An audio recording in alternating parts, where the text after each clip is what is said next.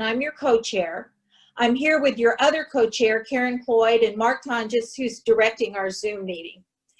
As members, we have many things to discuss today, and we will end our meeting with our speaker, Mr. Charles Jaco. Mr. Jaco is an insightful expert on the current political scene. I hope you will remain with us for the entire meeting. We are 50 days from what may be the most important election of our lifetimes. It's said that the future of democracy will be on the ballot in November. Donald Trump has spent the last 4 years dismantling the norms of our society and attempting to shape an America into his dystopian view of a society where he will establish himself as an autocrat and possibly a dictator for life. Adding to this frightening scenario, he is the head of a party which has neither the will nor the ability to rein in his antics. The Republican Party, made up of legacy Republicans who will vote the party line no matter who is on the ballot, and the new Republicans who either believe Trump is going to do something for them or that Trump is so egregious to Democrats they can enjoy playing gotcha to the elitist Democratic Party that they believe looks down on them. The Democratic Party, which at its core has been the refuge of the working class, finds itself in the crosshairs of people who cannot understand how their interests are better served by them. We have our work cut out for us. In the next 50 days, we as Democrats must muster enough votes not only to win the election, but to assure the Electoral College disaster of 2016 doesn't happen again. Every one of us can do something. Please find and do what you can do to help us hold on to our democracy. Right? First on our agenda today is a membership approval of a board recommendation regarding financial contributions from West County Democrats.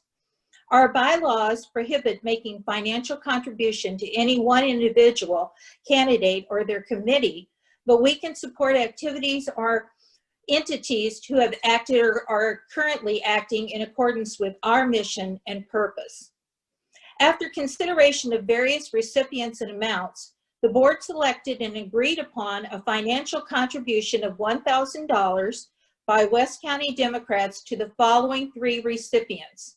$500 to Clean Missouri, who is actively working against Amendment 3.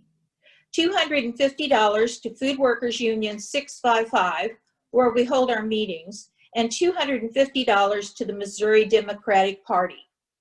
There are sufficient funds in our treasury, and the board considers the amounts designated to each recipient to be fair and reasonable. One of our board members, Judith Parker, will make the motion recommended by our board for your approval. Judith? Hi. I move that West County Democrats contributes $500 to Clean Missouri, $250 to the Food Workers Union 655, and $250 to the Missouri Democratic Party. Do I have a second? I second. All right. Are there any objections to the motion?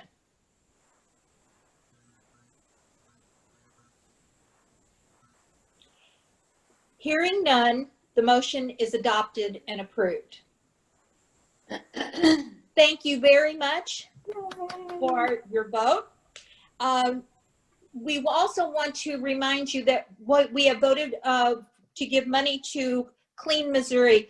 It's actually, the amendment is on the ballot in November. It is to remove Clean Missouri from our Constitution.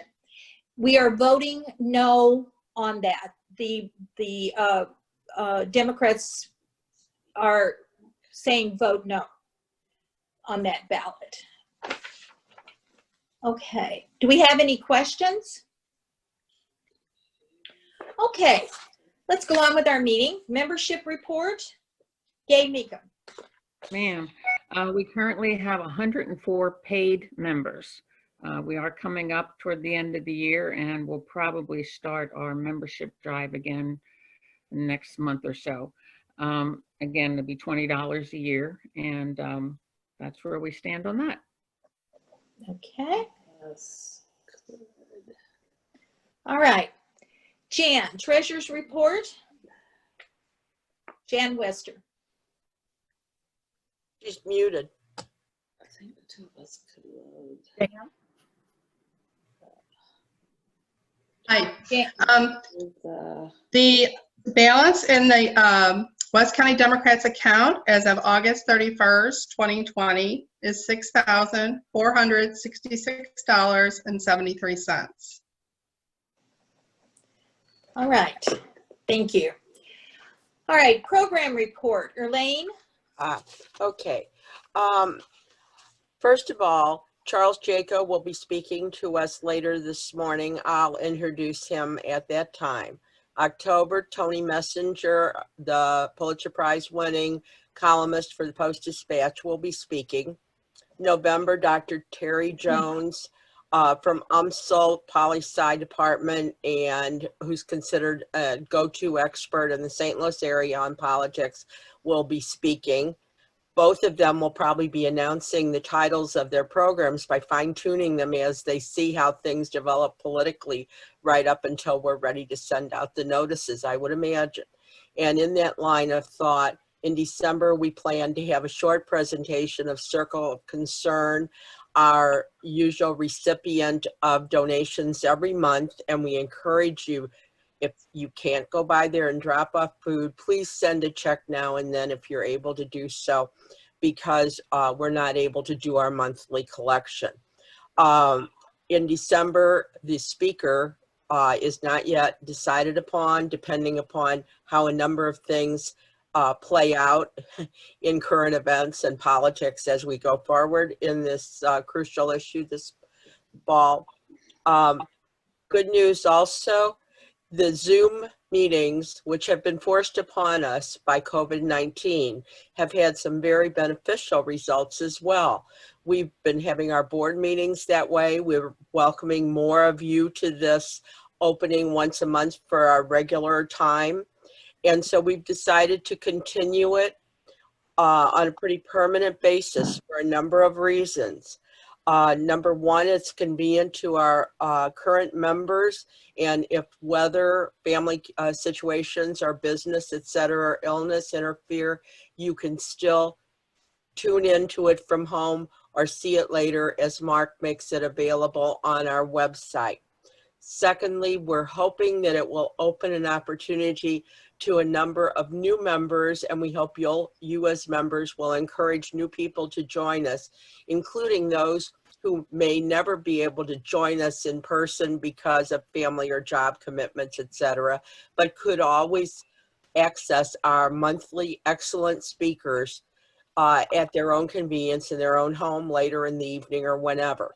So we're feeling that our commitment to increase our membership, to have the money available to give honorariums to outstanding speakers who can bring you information up to date right from your own home, is a great advantage. So we're very pleased about that. Suzanne. Thank you. All right. Legislative report. Glenn Conan. Good morning. Good morning. Can anybody here remember when $1 trillion was a big number? We have a situation now in Washington where the Republicans and Democrats are arguing between $600 billion and $2.2 trillion. Basically, in Washington, D.C., we know we need more stimulus for the economy. We know we need to do more for working people. We also know that we are going to lose a tremendous number of small businesses, everything from restaurants and car repair shops up, because of the fact the economy just is not working very well under the pandemic. And yet, the problem is the Republicans, especially the Senate Republicans, are being held hostage by a small number of ultra-conservatives who do not want to put more money into the economy to get us through this bad time. Note that the latest negotiations haven't been between the president and Pelosi and O'Connell, the latest negotiations have been between Mnuchin, the Treasury Secretary, and Pelosi. The problem is, whereas the Democrats in the House are willing to negotiate, in the Senate, Mitch McConnell will not let them move till numbers that can put enough money in the system. What does that mean in Missouri? I have a friend who saw his unemployment go from $912 a week down to $312 a week, then back to $612 a week, and now in 2 weeks he gets nothing. Because of the fact we haven't stabilized unemployment, because of the fact they could not come up with a plan to support workers, we're going to see a lot of people in Missouri who are going to see a lot of their income go away. The president used executive authority to shift more money into unemployment, but that authority is limited and the money is limited. And as you may have seen in the papers over the weekend, most Missourians will get their last bonus checks this week. A few got them last week. So that's a bad situation. We're looking at a situation where fewer people are going to get the money they need to take care of their families. Now, Mitch McConnell hasn't been doing much on the stimulus, but he really wants to bring the senators back to Washington. Not to help working Americans, but there are a whole long list of federal judgeships he wants to get filled before the election. Right now, many of the commentators are basically saying there's a good chance the Democrats will retake the Senate in November. Mitch McConnell wants to get as many arch conservatives onto the federal bench as he can before Election Day, so those people will be there for years and years. You notice the other week, Josh Hawley, remember when Josh Hawley was elected Missouri Attorney General and said he had no other ambitions? And less than a year later, he was running for Senate. Well, now he's saying he has no desire to be in the Supreme Court, even though Trump's people put him on their list of preferred candidates for the Supreme Court. That's really scary. Excuse me. If something should happen to Ruth Ginsburg or one of the others in the next couple of weeks, don't be surprised if there's an effort to push either Hawley or somebody just as far right-wing on the Supreme Court. Wow. Now, while we're looking at what's going on with the House and Senate, and while we're following the disaster of the week with the president, how many presidents can have 4 books come out about them, all critical of their work in 1 week? And nobody really thinks about it anymore. It's, oh, here's another one. While we're watching Trump and the funny papers, what's going on in Washington in his office, his bureaucrats are dismantling the US government. They have attacked environmental things. They are attacking the post office.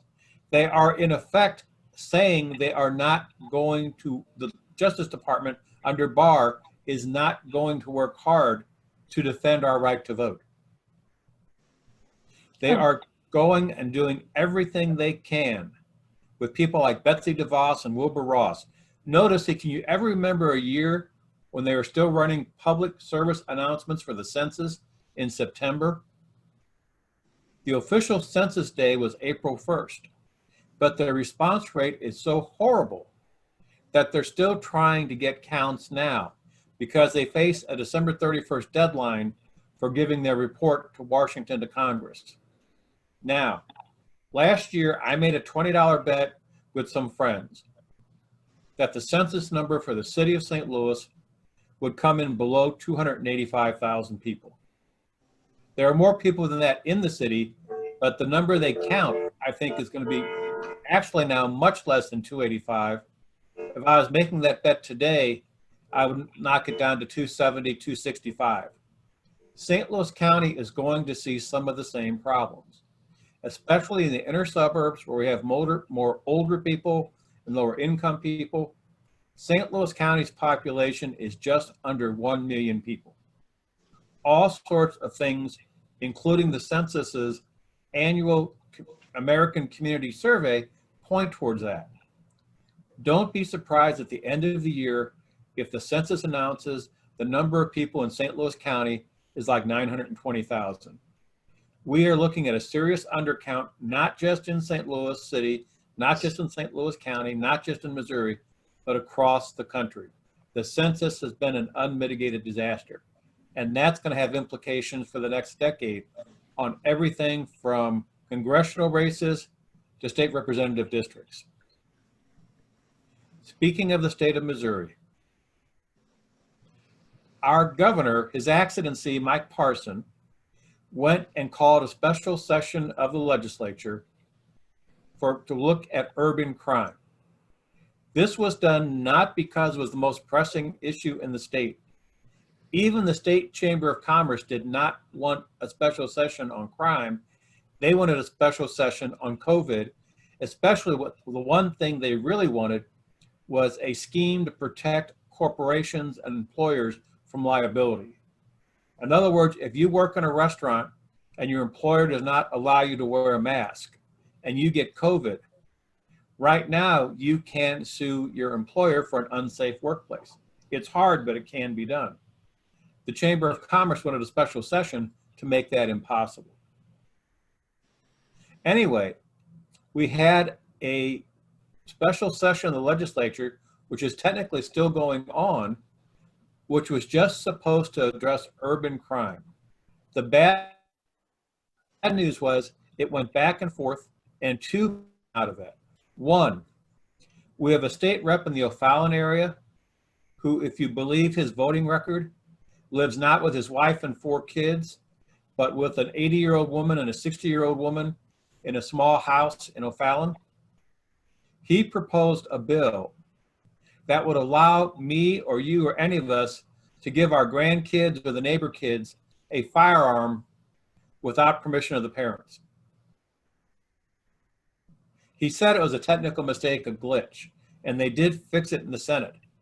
But imagine that. In Missouri, we don't let young ladies go to the doctor without parental approval, but you could go down the street and hand out guns to kids in the neighborhood, and that would have been legal. We caught that one. The other one, unfortunately, is probably going to get enacted. They amended one of the governor's proposals to include something he really wanted, and that is to allow the Attorney General concurrent jurisdiction in murder cases in the city of St. Louis. So in other words, if you don't think Kim Gardner, who was elected by the people with more than 60% of the vote, is doing her job, a whole list of people could challenge that, and the Attorney General, Eric Schmidt, who has never tried a criminal case in his life, would then be able to come in and take over that murder prosecution. And all the city resources, the police, the prosecutor's office would have to help the Attorney General.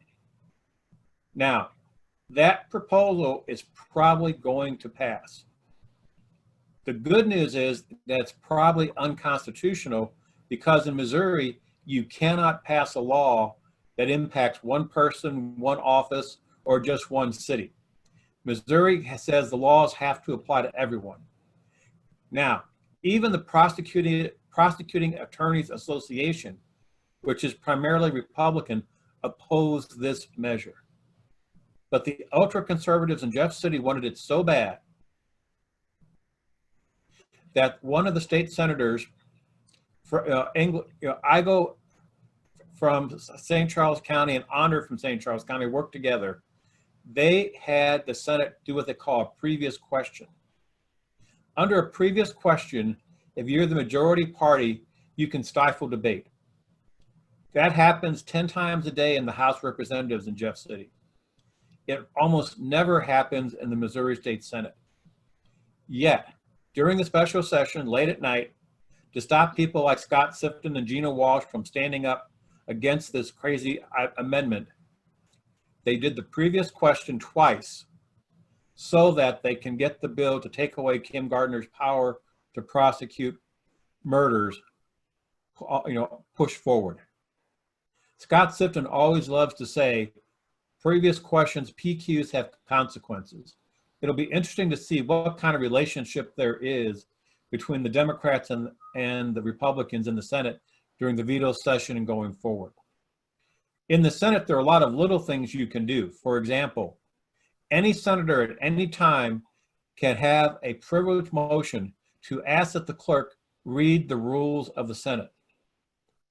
The rules of the Senate have about as many words in them as a Daily Post-Dispatch. You can also demand that the record of the Senate, the journal, be read. So there's all sorts of ways you can make other people's lives miserable, even in the minority party in the Senate. We have to look at that to see if there's some sort of accommodation or if the Democrats are giving something to offset this terrible situation. Now, as you may have noticed, we have a recession going on. The state of Missouri depends on two big things for its general revenue: income tax and sales tax. Income tax right now looks pretty good, not because more Missourians are working, but because all the money Missouri should have received in April from people paying their taxes then got pushed back to July into the new fiscal year. The bad news is that's not going to last. And also, in sales tax, the second largest bit of revenue, is running about 0.5% ahead of last year. Even with the skimpy budget the House and Senate put forward, which is actually way too optimistic, they were counting on 2% increase in sales tax. So in other words, it looks like we're going to see major cuts in Missouri government spending in a couple of months as that bubble, basically as the baby and the python goes through from all the money paid in July with tax returns. Missouri is going to have a cash crunch. And that's going to have implications for schools and other places. The other thing is, if you've looked at the grass on the side of the road in Missouri lately, MoDOT in most of Missouri has eliminated one of their cutting pattern sessions in each area. So in other words, that grass is higher than it usually is next to the interstate. That becomes an issue because fire departments get afraid if we have a drought and that grass gets too high, those weeds get too high, it's very possible that a cigarette tossed out a window or something even like a car pulling on the median could start a fire. Then we could have a wildfire basically going along I-270. So that's what our situation is right now in Missouri. You may notice that there's a lot of misinformation out there. I think it's very, very funny that Democrats are now the party calling for riots, defunding the police, and socialism. Yes, we're for socialism, such as what it says in the Missouri motto, "Let the welfare of the people be the supreme law." During this next year, no matter who wins the governorship, unfortunately, we are not going to have the money in Missouri to deliver basic services. And there is absolutely no appetite anywhere in the government for any sort of tax increase. Remember, 7 years ago, Missouri could have started to collect internet sales tax money. We still have not adopted, we're one of 2 states that have not adopted what they call the Wayfair fix. And there are other things we could have done. But Missouri basically has now left over $1 billion on the table in internet sales tax.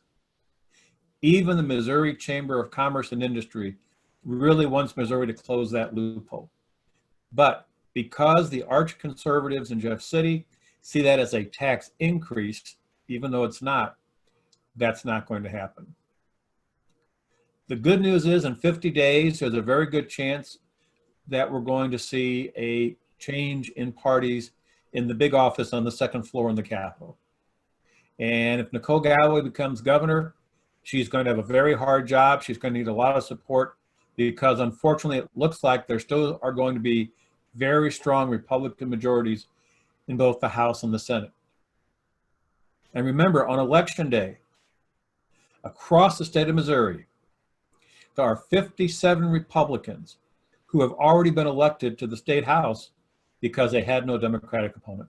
So they have no challenger coming up in November. Any questions? If you like, you can put them in chat, or you can. Let's put them in chat as we need to go on to get our speaker. Okay. Okay, thank you, Glenn. Thanks, Glenn. All right, we have a few announcements. Steve Reed, are you there? Yes, I'm here. Okay. Hello, everyone. Hello. Hello, I'm Steve Reed, a co-chair of the Missouri Progressive Action Group and the committee man for Gravois Township. I would like to make an observation and a suggestion for West County Dem individual members. The huge fires burning in the West remind us that fighting climate change has to be an urgent top priority for all of us. So what can we do about it?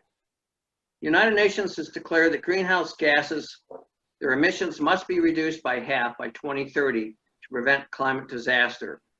If we Democrats don't take the Senate in this election, it's reasonable to assume that Republicans will block U.S. reductions in greenhouse gases for the next 2 years and maybe for 4 years or more. A delay like this will make it virtually impossible to meet the UN reduction targets to prevent the most catastrophic consequences of climate change. West County Dems as an organization can't make donations to candidates, but one thing members can do individually is to make donations to critical toss-up Senate races so we can win the Senate. Iowa, Maine, and North Carolina are 3 races all rated as toss-ups by a number of polling organizations. The winnable Senate races of Iowa, Maine, and North Carolina are absolutely, positively, 100% critical to our climate future. Please consider making a donation to one or more of the Democratic candidates in those races. Now, one other thing. An effort sponsored by the St. Louis County Democratic Party to register unregistered likely Democratic voters is ongoing. It consists of a no-contact literature drop at the houses of unregistered voters in the county. If you would like to know more to get involved, please contact Annie Marshall at annie.marshall@me.com, and that's at the top of your chat. That's annie.marshall@me.com. Thank you, everyone. Thank you, Steve. Karen, would you like to do a little quick report on the campaign? I just went blank with, okay, I'm embarrassed, that you're working on, and her caravan? Oh, Yeah. one, Is it one bigger of, than a bread box? Yes. one of our local House candidates is looking for volunteers. We've posted on our website, actually the campaign websites for all of the candidates in the area. As you have time, you might want to reach out to people. They don't necessarily have to be in your district, but in an effort to give Nicole Galloway, when we get her into the state capitol as our governor, things need to progress so that especially, I keep thinking about Mike Person with Medicaid expansion, along with his little minions behind him, and how what we did in August will be undone, just like what we did with Clean Missouri 2 years ago, they're trying to undo. If you are interested in working for any particular candidate, there are, again, websites listed on our webpage. And if you have a particular interest, I am familiar with lots of the people in the area, and I can fix you up and give you something to do, whether it's postcards or something of that nature. Most of the candidates are doing non-contact canvassing, where people are essentially standing in heavily traveled areas with signs and so forth and waving to passersby and those kinds of things. But I do know that one candidate is going door to door, and apparently it's been successful. But to the best of my knowledge, most of them aren't. Okay. But you Thanks, can Karen. if you want to know something else, feel free to email me. And I understand I've received an awful lot of interest on yard signs, Biden-Harris yard signs. If you want one of those, you can email me. I'll put my email address in the chat box. If you want a yard sign, we'll find a way to get you a yard sign. I'm still trying to figure out for certain. Steve, do you know if the county's going to have Nicole Galloway signs? Can somebody unmute Steve? I don't know at this point. You I don't recall. Okay. Well, we'll look into that too. No, We can post that information on the website. yeah, this is Jessica. The committee is attempting to get Galloway signs. We just don't know when we will have them, but we understand we will have some as well as Biden signs. Thank you. Great. Oh, there's Jessica. Okay. Erlene? Okay. All right. We are welcoming again Charles Jaco, who spoke to us last February and is backed by popular demand. Mr. Jaco, a Missouri native, holds degrees from the University of Chicago and Columbia University, and he's received numerous awards, including 3 Peabody Awards. He's been an overseas correspondent, reporter, anchor on radio, television, worked at a variety of stations and the St. Louis America. In his spare time, he's also written both fiction and nonfiction. And his 3 Peabody Awards, which I think were fascinating, were his NBC radio documentary on the rise of the religious right way back in 1980. We should have listened to him more carefully. In 1991, he was a member of the CNN team that was covering the Gulf War. And in 1993, he was a team member covering the David Koresh Waco siege and the raid there. So he's had a fascinating career, and he's kind enough to give us his views today. So let's welcome Mr. Jaco. Hey guys, thank you very much for having me. I really appreciate it. It's an honor to be asked back. I'm not sure about the popular demand part. As I had said in my title, I called the WCD, the West County Democrats, the tip of the spear, and that's a military metaphor, but it's apropos in this case, simply because the West County Democrats exist on that borderline between where the vote is growing bluer and bluer and where you've still got hardcore red Trump support no matter what. And you guys are right on that borderline, which makes your work probably some of the most interesting and vital among Democratic groups in the United States today. I would point out one reason for that is the slowly changing nature of the 2nd Congressional District in which we all live, and the changing nature of St. Louis County. Let me explain that. Over the past 4 years, the 2nd Congressional District has gone in the Cook political report from solid Republican to likely Republican, from likely Republican to leans Republican, and then from leans Republican to toss-up, which is where it is right now. This is in a 4-year period. The reasons for that are twofold. Number one, there is, of course, general disgust with President Trump and his policies and the fact that Ann Wagner seems to be a sock puppet for them. But number two, there is the changing nature of the 2nd Congressional District, and that it is becoming, oddly enough, younger and better educated. Here's one thought to consider. Of the 50 congressional districts in the United States that have the highest percentage of white college graduates. Of those 50, I think there are maybe 5, maybe 7 that are held by Republicans. The 2nd Congressional District is one of them. In terms of white people with college degrees, out of 435 congressional districts, the 2nd Congressional District is 27th.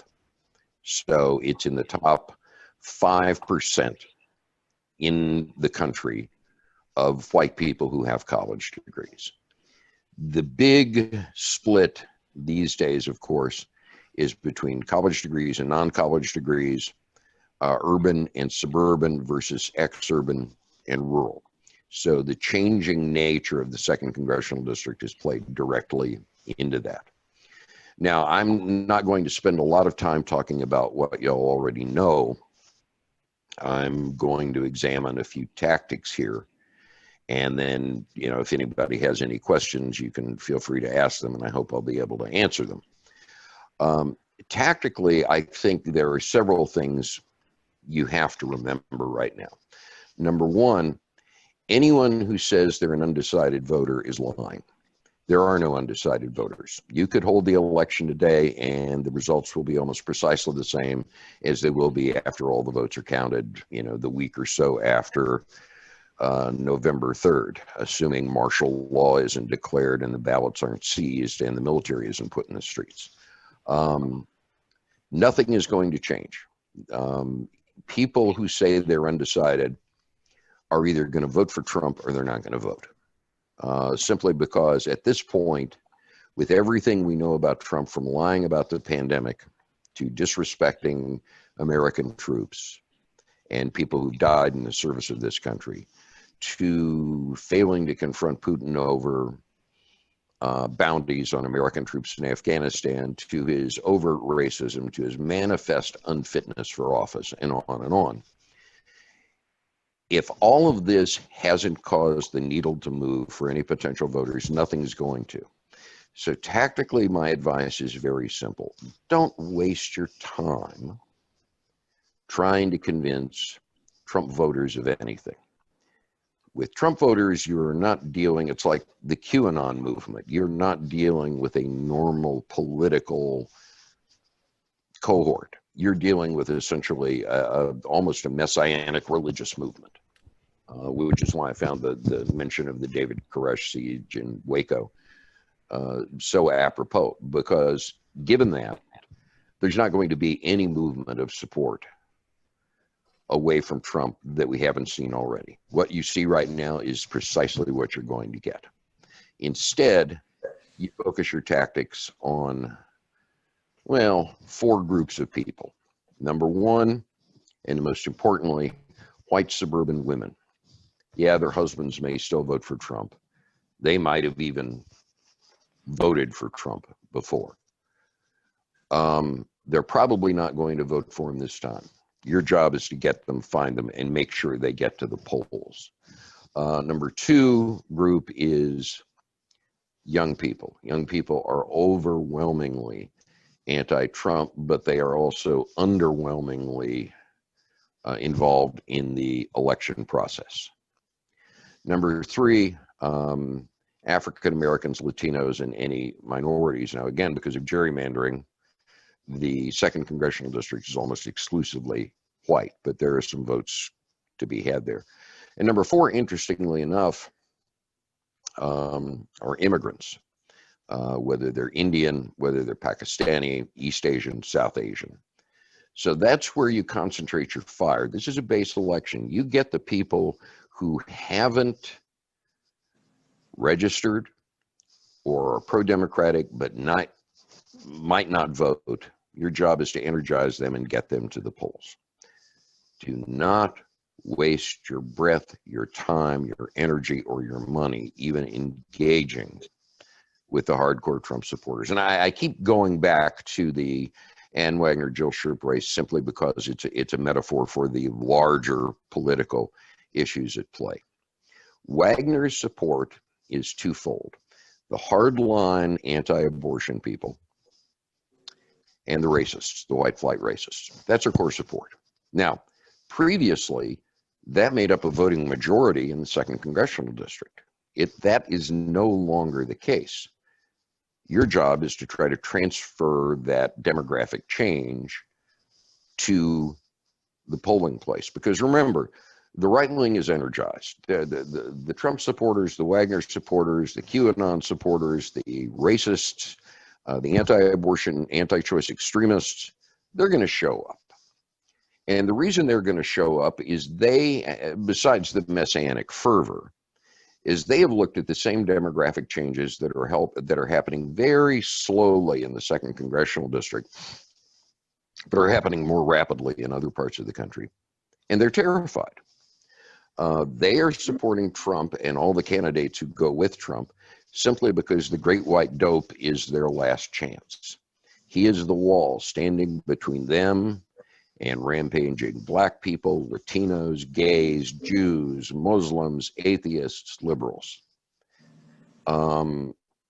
These are their enemies. These people who are voting for Trump don't necessarily stand for anything. They stand in opposition to basically all of the humane values that we like to think are core American values. They do not want a more diverse America. They are terrified of it. They are intolerant. We know the laundry list. But that rage is going to impel them to go to the polls. So tactically, you have to harness the disgust with Trump and try to translate it into votes by deep mining people who are potentially in your own base. I mean, like in your neighborhood. If you've got 6 houses that surround you and 3 of them are with people who may or may not be voting, but you know the way they probably lean, and 3 of them are hardcore Trump supporters, you ignore the 3 houses with hardcore Trump supporters. You're not going to change their minds. You're not going to move them a bit. What you do is focus on the other 3. So you focus on white suburban women, young people, Blacks and Latinos, and immigrant groups. And you goose that support as much as you can to get them to the polls. Again, the reason this is vital is because of the messianic nature of the opposition right now. This is no longer just a Democratic versus Republican election. This is quite literally democracy versus fascism. And the reason behind the impelling movement behind the fascism that supports everybody from local candidates like some of the state senators you mentioned, through the regional candidates like Ann Wagner, through the national candidates like Trump, through the statewide candidates like His Excellency Governor Parson, is fear and rage. And those are very, very powerful driving emotions. There is still a very good chance that Parson could win, that Wagner could win, that Trump can win. It is not a majority chance, but it's still a 1 in 3 for Donald Trump right now, statistically. Maybe, 2 out of 5. I mean, there is still a chance because there is still, because of the Electoral College, a path he can wend his way to. Now, they don't have the issues on their side. This bleeding about freedom and liberty and all of this stuff that the teabaggers rode to victory doesn't play with people anymore. All they've got now is naked fear. So if you look at the ads, for example, that Parson and the Republicans are running against Galloway, or that Wagner and the Republicans are running against Jill Shoup, they're the same ads. It's what I call the EN factor, Eek Negroes. Eek, they're coming over the walls. They're going to rampage the house. They're going to break the windows. They're going to steal everything. They're going to rape our children, blah, blah, blah. That's all they have. That's all they have is the naked fear of rampaging non-white people and white race traitors. And that's all they've got to play on. If you have people like you know, if you notice the negative ads that are run by Shoup and by Galloway against Parson and Wagner, they're talking about their performance in office, the votes they've taken, the specifics they've done. If you notice the negative ads run by the Republicans, they have nothing but vague innuendo and fear that, you know, homes are going to be burned. It's almost like the McCloskeys in St. Louis wrote all of the ads. Well, they essentially did, because this is what the Republicans are campaigning on. This is all they have left. Now, it's a very powerful tool. But as I said, right now, we could save hundreds of millions of dollars and several months of agita by merely holding the election tomorrow. Now, I am betting hardly any votes would change. Almost none. Everything is baked in right now. So your job is to do tactically, is to do the deep mining to get the base out.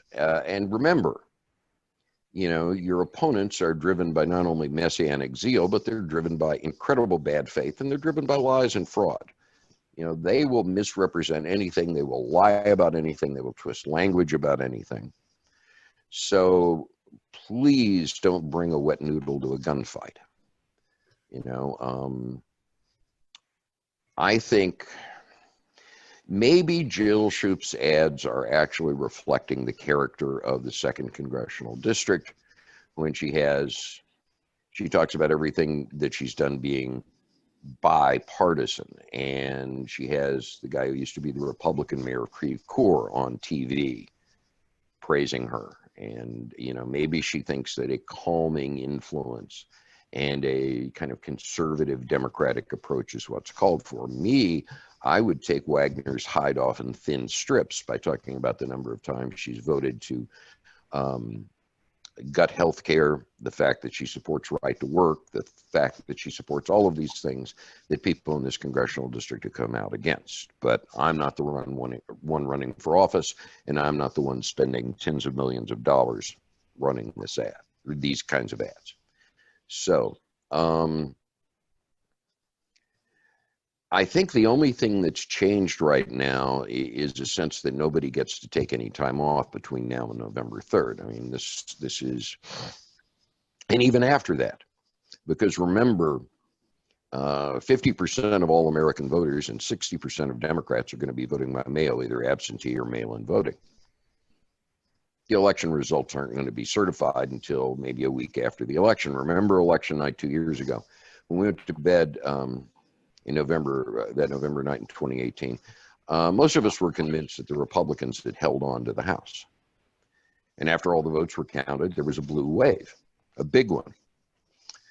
Same thing may happen here. The difference this time around is you might have Trump ordering ballots seized in some states before they're counted, forcing Republican states to certify the vote total before all the votes are counted, screaming fraud, filing lawsuits, encouraging his paramilitary violent supporters to get to the streets and forcibly, physically stop the vote counts. I think, frankly, there's just going to be the usual tension in the run-up to the election, but that the period between November 3rd and January 20th, and I so hope I'm wrong, but I think that period's going to be a hellscape. I think you're going to have violence in the streets. I think you're going to have a genuine constitutional crisis, because I firmly believe Trump and his minions are going to attempt a coup d'etat. They're going to try to negate the vote of the election, because on election night, there is a very good chance when we go to bed, it might look like Trump's winning in a landslide. Simply because most of the in-person votes are going to be Republican. You know, it could very well look that way. A week later, when all the votes are counted, you know, it could be exactly the opposite. But you're going to be facing this, and because these guys are on a mission from God, and they're full of that kind of messianic zeal, things stand a chance of getting very ugly very quickly between the election and the inauguration. So that's my advice for what it's worth, which is deep mine your own base. And if we've got time, if anybody's got any questions, I would be more than glad to take them. But I think the one thing we need right now is complete clarity. And that means being able to see the forest despite the trees.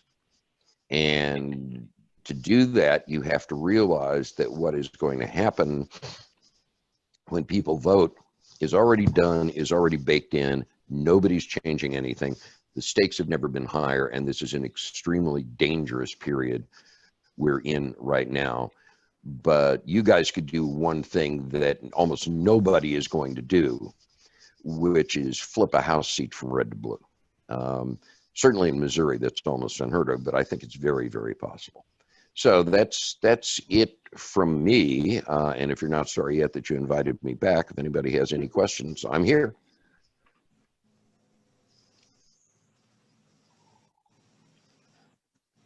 We had muted people.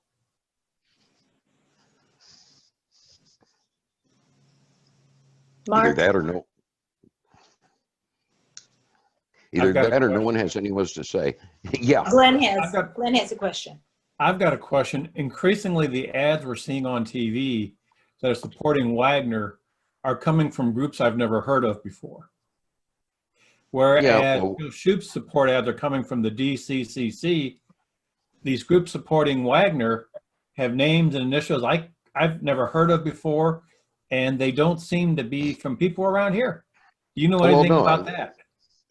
They're obviously not. The dark money packs that have been set up almost overnight. I've tried to look up a couple of them, and a lot of them will trace back to GOP operatives, on K Street in Washington. But when they come up, Google them. They will pop up. Well, I mean, there's a reason behind that. The reason is Citizens United, and the reason is the Republicans are scared bleepless they're going to lose this seat. This is one of the few, this one and Rodney Davis's seat over in Illinois are the two in this part of the world that the Republicans know there's a very good chance they could lose. So yeah, of course there's going to be out of town, out of state, maybe even out of country, can you say Ukrainian or Russian, money involved in them. But yeah, I mean, it's to be expected because they're terrified. So I'm not surprised at all. I have a question. Yes. I have heard that there's a possibility in that period after the election that Trump might have some control over some of the election officials or the people who will be certifying votes in various states, that he might have some control of that. And that just terrifies me. I wonder if you have any thoughts or if you heard anything. It would depend on the connections, how strong the state party is. Because remember, elections are not federal affairs, they're state affairs, and they're not state affairs so much as they're county affairs. If Trump could convince somebody who's an extreme right winger like Jay Ashcroft to certify results before all the votes are in, or impound a certain number of votes, that's definitely possible. But it would have to percolate down through the states, and there are the 17 or 18 states, and Missouri is among them, that Trump is almost a slam dunk to win, are the ones who would be most likely to go along with that. Some states like Florida, where they've got a completely compromised state government, might be willing to go along with that. I mean, that's what the lawsuits are going to be for. But yes, it's definitely possible. He would not have the direct ability unless he invokes the Insurrection Act of 1807. And if he invokes the Insurrection Act of 1807, that would give him the power to put militarized U.S. troops on the streets and try to, possibly interpret the act widely enough to seize balance. That would be literally a coup d'etat. It would not be a figurative coup d'etat. That would be a literal coup d'etat. I think he will start by trying to work his way through the state governments and state parties to have various states declare the election results before all the votes are counted, or not count ballots, or seize ballots as being somehow irregular. Do you think that the stand that the military has taken recently among the generals, not necessarily the lower ranked officers, would give them enough strength to resist if Donald Trump ordered them to actually do what you've been discussing? No. Because look at what they've said. They've said, you know, we're apolitical and our duty is to the Constitution. But Trump What, is. what the hell does that mean? Trump is the commander in chief.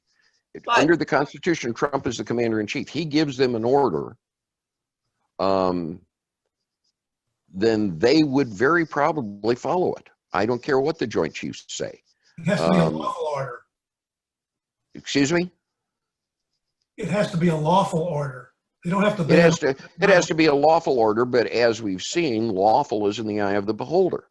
I think the one thing that we have all been disabused of over the last few months or a few years, excuse me, my screen just went berserk. I'm trying to get back to where I was. There we are. Is that our vaunted so-called institutions don't mean squat. Institutions are made up of people. People draw paychecks. They have kids in college. They have mortgages to meet. They have elderly parents to take care of. And if their paycheck is dependent upon the head of the executive branch of the government, that is the president, they're going to do what he says.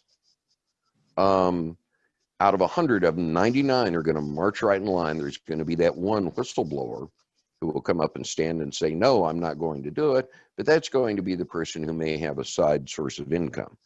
I mean, it's not hard to figure out. If you control somebody's paycheck, you pretty much control their lives. Our institutions are made up of people. People get paid. He's the CEO who signs the paychecks for the federal government. They're going to go along with him. No, I think everybody's saying, you know, the military would refuse to obey a lawful order, well-defined lawful order, you know. No, I hold no hope at all that there is going to be any sort of military firewall. I think that just as we saw during the protests in D.C., even though they said, you know, all pulled a Susan Collins and said, oh, we shouldn't have done this after the fact, they sure as the hell did it at the time. And I think they would do it again. You know, if the president or invokes the Insurrection Act of 1807, they're going to go along with it.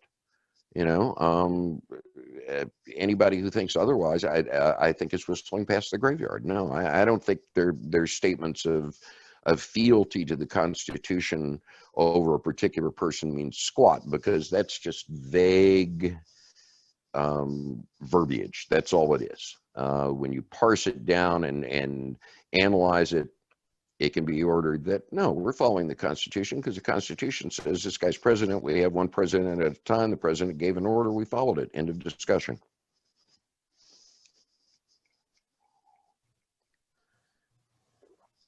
Then if we survive this, and if Donald Trump is expelled from office legally, and if by a miracle the Democrats do become a majority party in more ways than just the House, should laws be changed to put a stronger fence or firewall against this? Because in the past, many of our institutions and our laws and the Constitution worked because everybody accepted it and everybody followed it, even if reluctantly. And Trump has proven to us how weak that can be if somebody refuses to follow. Well, I mean, yeah, but we supposedly have the ultimate law in place right now with the Constitution. I mean, I'm not quite sure what one would pass. You know, don't do this and this and this. I mean, for example, right now, the Congress of the United States has subpoena powers, okay? They subpoena Trump officials. Trump officials ignore the subpoenas. I know. And there's no enforcement. There's no enforcement. So, no, it depends on the enforcement of what's going on. I don't think you necessarily need any new laws, but you skipped ahead. You said if Trump is expelled. I'm going to tell you right now, between November 3rd and January 20th, there's a very good chance Trump is going to try to pull a coup d'etat and is going to try to steal the election. And I'm with David Brooks, nominal conservative who writes for the New York Times. If that happens, there is only one answer. And that answer is for everyday normal people in the United States to go full Hong Kong or Belarus, take to the streets in massive numbers, and essentially shut the country down. Bring it to a screeching halt. Stop commerce. Everything stops. Because short of that, short of a mass movement of millions of people that essentially shuts the country down, I will guarantee you that there is a very good chance Trump could get away with a coup d'etat. One more quick question. Under what circumstances might it go to the Supreme Court? Well, as it did in 2000 when they gave that corrupted ruling that allowed W to steal the election from Al Gore, they could step in and order vote counts be stopped. You know, again, someone could sue and say, well, what the president is doing now is illegal under whatever. Yeah, it would depend on the nature of the suit that was filed. It could be everything from the actions the president has taken to invoke the Insurrection Act are illegal to, you know, these votes that are being counted are illegal and they have to be stopped. There are a number of ways SCOTUS could become involved in this, but it depends on, you know, what plays out. All I'm saying is that we do our due diligence and we do everything we would normally do as halfway activist, you know, citizens between now and November 3rd leading up to the election. But after November 3rd, the entire world may change. And we have to be prepared, and our neighbors have to be prepared to do things we never thought we would be doing in the United States in order to keep Trump from pulling off a coup. And again, this is not gentle persuasion. This is a mass movement that essentially grinds the country to a halt. And it's things we have seen in other parts of the world. And there is great danger involved in that, a great deal of danger. But as far as I can see, if worse comes to worse, and I'm certainly hoping none of this comes to pass. I'm just so hopeful none of it comes to pass. But if it does, there is only one answer, and which is after November 3rd, every person, every day out in the streets and shut the entire thing down, or American democracy is going to die with a coup. You know, How would a mass resignation keep Trump from continuing in office anyway?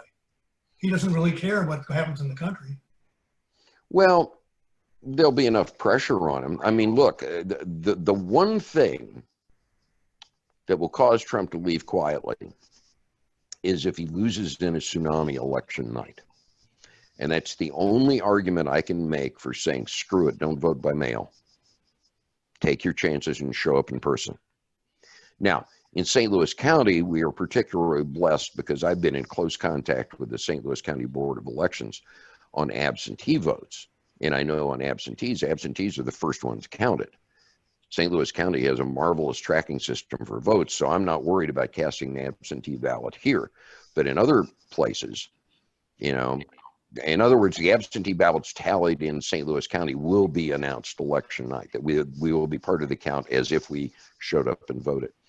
But in the rest of the country, and I think his niece, Mary Trump, pointed this out perfectly, that if he is absolutely humiliated election night, he'll skulk away. But if he's not, then, you know, buckle in because things are about to get very rough. I guess this is why I say that if we survive this, and I've had nightmares along the lines of what you're describing, then it seems to me we need to revisit the concept of a unitary president, which has been given more and more and more powers, only to the detriment of our country. The unitary presidency is, I mean, the imperial presidency has been growing since Nixon. And this is largely a result of power grabs by the executive and the ceding of authority by Congress. You know, this has been a gradual process. And I think the only thing that's necessary is for a lot of these powers to be taken back so that things like the War Powers Act are repealed. Every act that has been passed to allow the president to issue executive orders should be done away with, unless there's an overwhelming Democratic majority in the House and Senate and you get a Democratic president and you tell Republicans, okay, you're about to get a taste of your own medicine. You know, not sure that's any way to run a country, but it's where we are right now. Well, especially Mitch McConnell. Yeah, yeah. But I was again, just one last question. I was just wondering if you have any thoughts about what if the white nationalists go to the streets with their guns? well, if the white nationalists go to the streets with their guns, you know, you have to show up and oppose them, armed or unarmed, you know, but you cannot cower in fear because the paramilitary thugs are in the streets. I've seen this happen in a dozen other countries in person. Because whether you call them paras or attaches or collectivos or dignity battalions or whatever name the paramilitaries have, authoritarians always use armed paras to squash dissent. And the only thing that stops them is if people keep coming back and back and back and back because they can't kill all of us. And this being the United States, you know, a lot of the people who come back into the street are going to be armed themselves. But the, you know, if they show up, if the paramilitaries show up in the streets armed, then you've got to counter them with your bodies. And that's why I said this is dangerous. You know, this is not a game.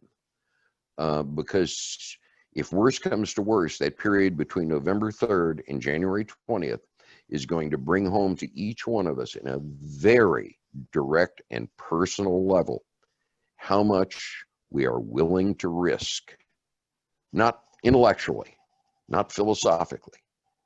How much are we willing to risk physically to save this democracy? Because it may very well come down to that.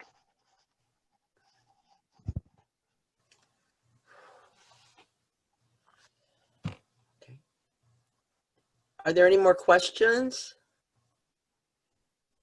No, everybody's going off to drink heavily now. This is true. Can we have wine for lunch? I have a question. Yeah. Is for the host, is this being videotaped and being made available? Yes, This session? yes, yes. Mark, you want to speak to that? Yes, this session has been recorded. It should have it up later on this afternoon. It'll be available via YouTube, and that will be published. The link for it will be published on our website. Would you please also include the chat, the text from the chat? I have captured the the announcements in chat. Thank you. I can send it out via email. Thank you. Suzanne? Yes. All right. I think we're at it. All right. Is there Mark, is there anything in chat we need to discuss? It doesn't look like it. I think most of this has been covered. There were a couple of announcements made kind of in the interim. Mm-hmm. I don't know if you want me to read through those, or if everybody could kind of look at the chat box, see for yourself. Everyone, please look at the chat box and see. Otherwise, could I have a motion for adjournment? I so move. Second. Okay, it's been moved and second that we adjourn. We are adjourned.